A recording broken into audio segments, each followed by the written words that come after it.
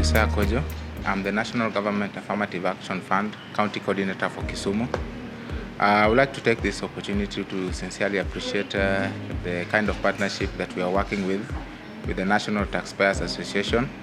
It's a good opportunity to see how government funds are being put into use, and I appreciate the very much effort that they've been able to do to contact the beneficiaries of these programs that we've been able to do, and it brings out the key issues of transformation that we've been looking into the groups and even the beneficiaries at large.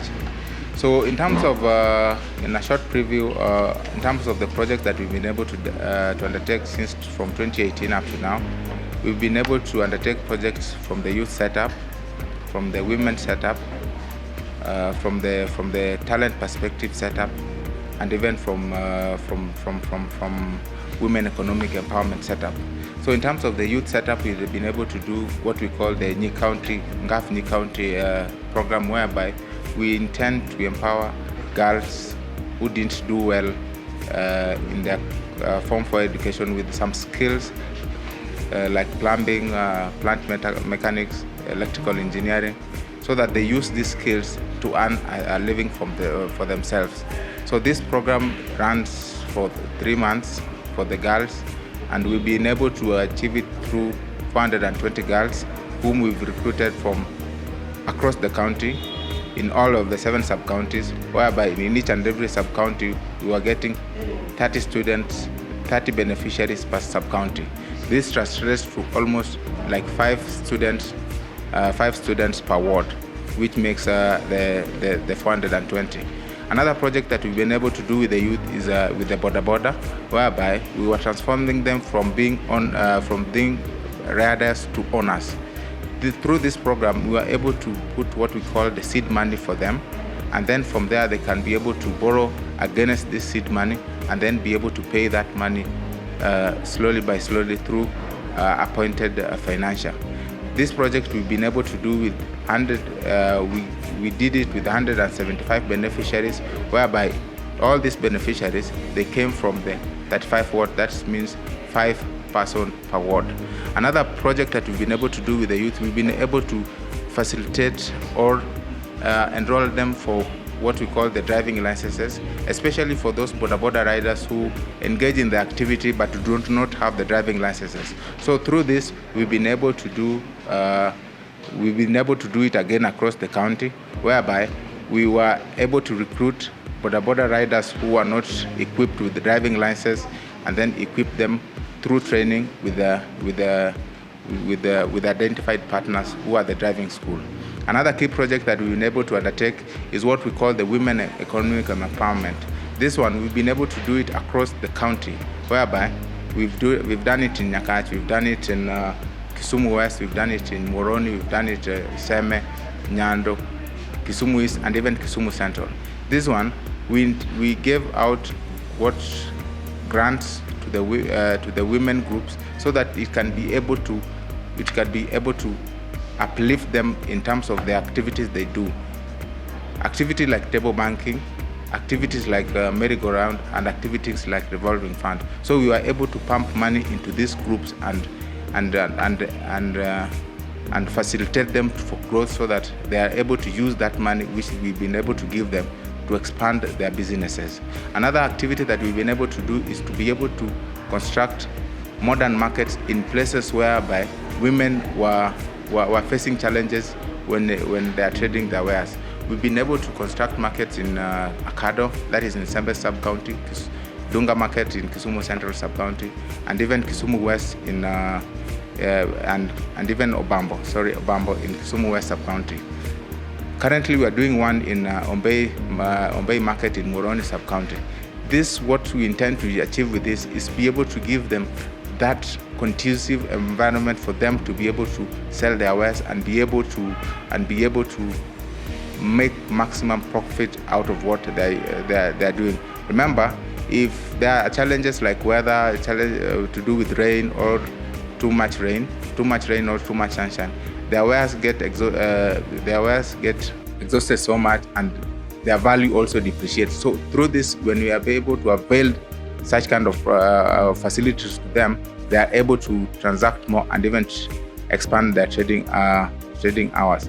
Another key project that we did was what we're calling the nurturing talents, especially with the football team, whereby 280 teams participated for that, and it culminated to a final whereby 2 teams participated in the final.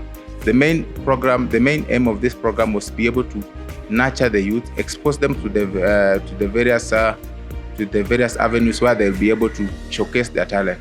We have got cases of success whereby the youth that we recruited for that tournament have been able to be scouted with major teams in the league, and where now they are able to showcase their talent and even earn their living. In terms of the challenges,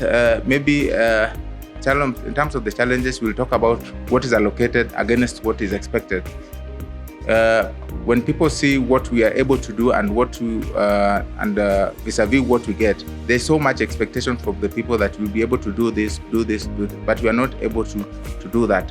But all in all, I can be able to say that from what we've been allocated, we've been able to use it well and be able to make sure that it reaches the local mwananchi and be able to benefit in it. The other challenge that maybe may be there is in terms of NGAAF as a whole cannot work with an individual. We only work with a group setup.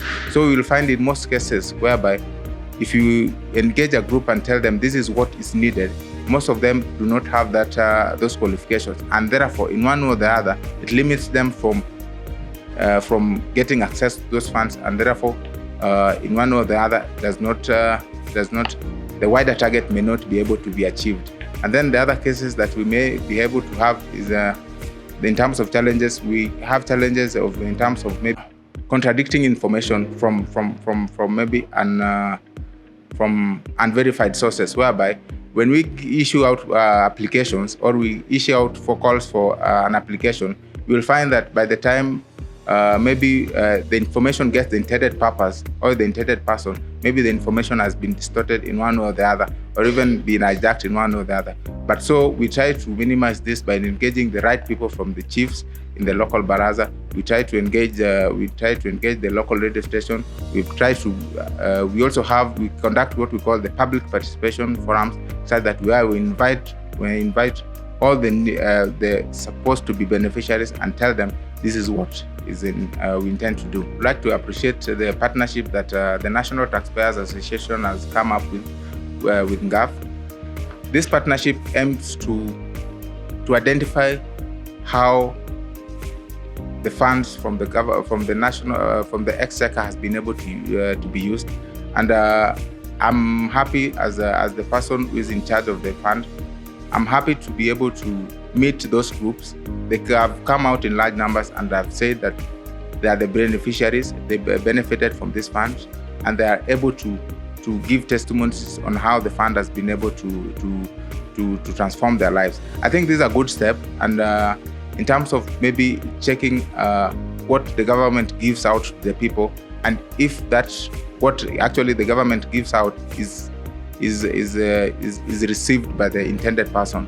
So I would really like to encourage the National Taxpayers Association to continue doing more of this, so that it will also create more awareness to those others who have not received, and inform them that there is an opportunity for this one. Because again, from the research they do, most of the people, they will find the beneficiaries who have received. But again, they are also creating awareness to those people who have not received, and they are informed that such kind of a program exists. So the only thing that you need to do is to pay more attention or visit the offices that are in charge, and then be able to be part of the process. So I think that's a very critical part, and I would really encourage that the National Taxpayers Association goes ahead with this program and be able to come up with even more other ways of creating awareness to the people.